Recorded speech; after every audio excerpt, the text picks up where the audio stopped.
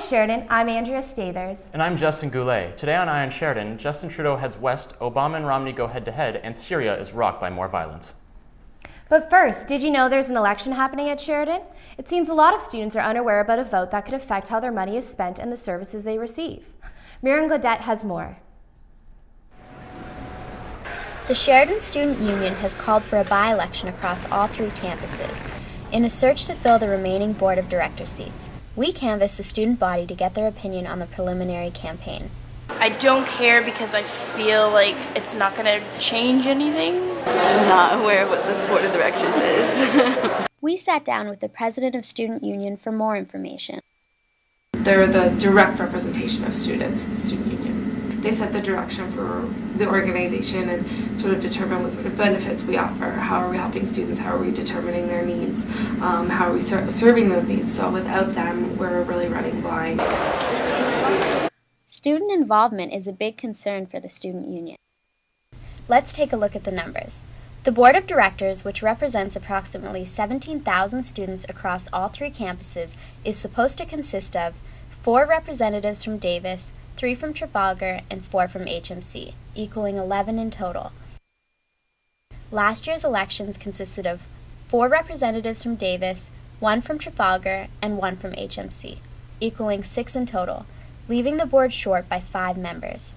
The president of SU says that they are hopeful that this by-election will create a full board of directors. Voting will begin next Tuesday, October 9th, across all 3 campuses. For Eye on Sheridan, I'm Miriam Godet, Oakville. Justin Trudeau heads west to Calgary today to begin his bid for the Liberal leadership. After much speculation in the past week, Trudeau confirmed the rumors by releasing a YouTube video minutes before taking the stage at a Liberal rally in Montreal. Hey my friends, it's Justin. You've all supported me online all these past years, so I wanted to tell you guys directly first. I am running for the leadership of the Liberal Party of Canada. Trudeau told the packed House he hopes to lift the Liberal Party out of 3rd place. He also said he has no plans to form an alliance with any other party. His stop in Calgary is an interesting choice for the young politician. His father's name does not carry much support in Western Canada, thanks in large part to the National Energy Project. Trudeau will speak at a rally in Mississauga on Thursday night. The stakes are high in a big debate south of the border as President Obama and Republican candidate Mitt Romney go head-to-head for the first time in the 2012 presidential campaign. Polls show Obama leading Romney both nationally and in the battleground states. Romney has spent the last month prepping with senior advisors. This could be his best hope of gaining a foothold in the race. The Obama campaign says the president headed to Nevada earlier this week to prepare. According to Nielsen, estimates 52 people watched the first debate between Obama and McCain in 2008 presidential contest, and millions are expected to tune in tonight. Dalton McGuinty announced today via YouTube that he will travel to China in January. The trip's purpose is to create more economic growth and jobs for Ontario. He hopes to promote Ontario's clean tech and agri-food business. This will be the 4th trip to China for McGuinty. Today, Toronto City Council members will debate the ban on plastic bags that was approved last June. City Solicitor Anna Konostowski is set to deliver her report advising Council about possible legal action against Toronto due to the ban. The Ontario Convenience Stores Association says the ban violates the Charter of Rights and Freedoms. It plans to pursue legal action if the ban is implemented on January 1st. A series of fires in Parkdale have police looking for suspected arsonists. The minor fires broke out early this morning at 3 a.m. The fires were put out before any real damage was caused. A man was seen leaving the area on a bicycle, but police aren't sure if he is a suspect. Samuel Paul and Shavira Ashley are both back in court, spending almost a year in custody. Paul was arrested on weapons charges and is now serving first-degree murder charges. Ashley was also arrested for carrying a weapon and is now accused of assisting in the murder. Both suspects are also facing 8 other gun charges, all stemming from the same weapon, a semi-automatic handgun.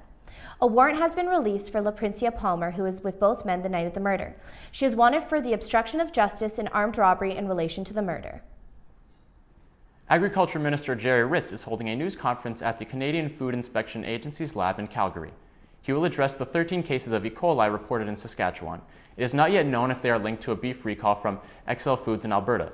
9 people have fallen ill due to E. coli, but only 4 of those cases are linked to contamination at the provincial food plant. The recall in Alberta will be expanded to include every province and territory, as well as 40 states in the US and Puerto Rico. More than 15,000 beef products have been recalled from the processing plant in Canada. Enbridge Chief Executive Al Monaco says the project is a strategic one for Canada.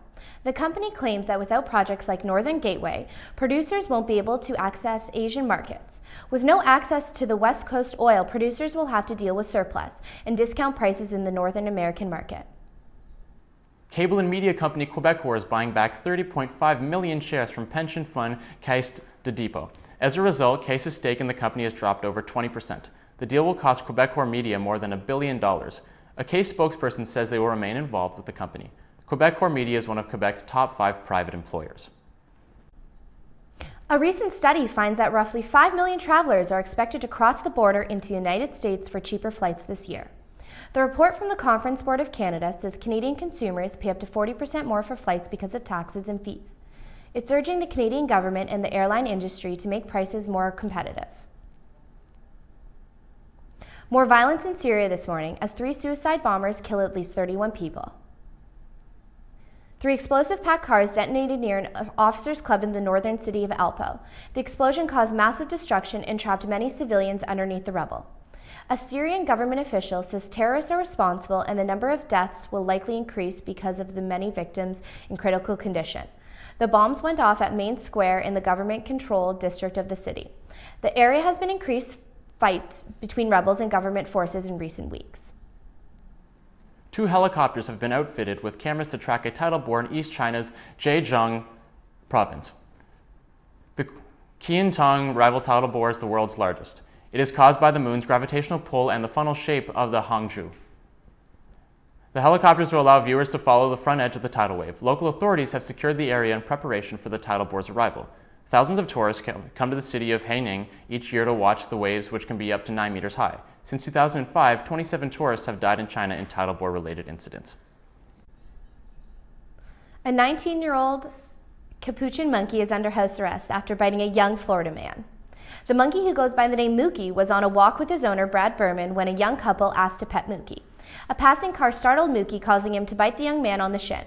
Berman has since apologized to the young man, but the monkey will remain on house arrest for the next 30 days until it is determined whether he has rabies. Despite having a permit from the Florida Fish and Wildlife Conservation, Berman is concerned about what consequences might befall Mookie as a result of the bite. After the break, big news on baseball. And is the Toronto Raptors star rookie down and out?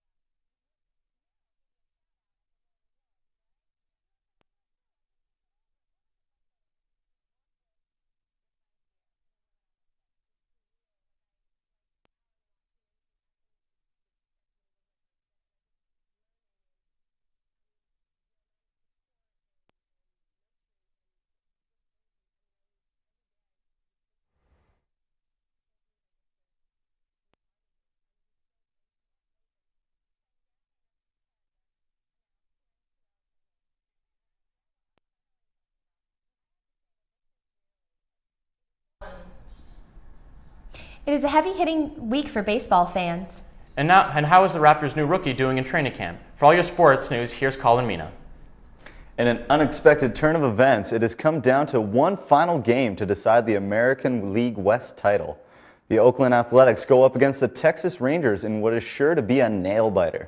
This is the first time the A's have made it to the playoffs since 2006, while the Rangers are defending the division title they've held for nearly 3 seasons. As the regular season wraps up, focus now goes to Miguel Cabrera of the Detroit Tigers as he tries to make history. Cabrera is going for the first Triple Crown in 45 years, leading the league in batting average, home runs, and runs batted in. The last man to do so was Ted Williams in 1947. Raptors rookie Jonas Valanciunas is recovering from a calf injury at his first NBA training camp in Halifax. The Raptors are still being cautious and keeping him on the sidelines until he is fully recovered. And now for all your entertainment news, we go to Chanel Ouellette. A U.S. anchor took to the airwaves to personally respond to a viewer's email calling her fat. Jennifer Livingston's goal was to address the issue of bullying head-on. The viewer admitted he does not regularly watch the morning news show, but felt it was his responsibility to let her know about her weight issue. The rumors are true. The Foo Fighters have announced they are officially on a break. Frontman Dave Grohl says the band is on an indefinite hiatus after the success with their Grammy-winning album, Wasting Light. Grohl assured fans the band isn't breaking up, it's just that members want to focus on their families and other projects. The Black Girls Rock special, which honors the accomplishments of Black women, will return to BET on November 4th. Guests including Dionne Warwick, who is receiving the Living Legend Award, Alicia Keys, the Rockstar Award, and Kerry Washington, the Star Power Award. Other guests include journalist Susan Taylor and Somali activist Dr. Hawa Abdi. It's looking a little cloudy today, so don't forget to dress warmly. Up next, we have Ashley Stennett with the weather. I'm Chanel Willette with your entertainment on Eye on Sheridan. Thanks, Chanel. Well, yes, you might need your umbrella today, but however, there's going to be sunny breaks throughout the afternoon. Right now, we're sitting at 19 degrees, but it feels more like 25. With winds coming in from the southwest, the pressure remains steady for us. Looking now at our 5-day forecast, Thursday promises sunshine with a high of 22 degrees. Now heading over into the weekend, the temperatures are expected to drop. Isolated showers for Friday, Sunday, and Monday. Heading back to Andrea and Justin now. That's all we have for today. For Eye on Sheridan, I'm Andrea Stathers. And I'm Justin Goulet. Stay classy, Sheridan.